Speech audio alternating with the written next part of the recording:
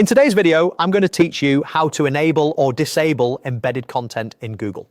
By the end, you'll know exactly where this setting lives in your browser and what each option means for your privacy and browsing experience. First, a quick explanation. Embedded content is anything that a site shows from another site. Think videos, maps, comments, or social media posts that appear inside a page you're visiting. To make these embeds work smoothly, the browser may let the embedded site use information it has saved about you, like cookies or login status. Allowing this can make things more seamless, but you might prefer to limit it for privacy. The setting we're changing controls whether sites can use that saved information in their embedded content. Let's get to the controls. Open your Google browser and look to the top right corner for the three-dot menu icon.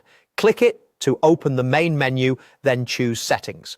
This opens a new tab with all your browser preferences. On the left side, select Privacy and Security. This is where Google groups tools that affect how your data is used while you browse. Inside Privacy and Security, click Site Settings. Site Settings lets you manage what websites can do and use, such as location, camera, and other content behaviors. Scroll down until you find Embedded Content. Depending on your version, you might see it under an Additional Content Settings section. Go ahead and open Embedded Content. Here you'll see the two choices. Select sites can ask to use information they've saved about you to keep embedded content enabled. This means sites can request to use their stored data, which usually keeps videos and widgets working without extra prompts. If you want to tighten privacy, choose Don't allow sites to use information they've saved about you.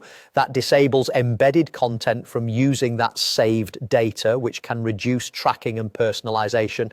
Just know that some embeds may not load properly or could ask you to sign in again when this is off. Changes take effect right away, no restart needed. If something stops working on a page after you block embedded content, you can return to this setting and switch it back or reload the page to see if it prompts you.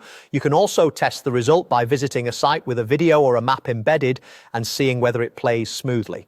That's it. You now know how to find and control embedded content in Google, and you understand the trade-off between convenience and privacy. Thanks for watching, and feel free to pause and repeat the steps while you make the change on your own device.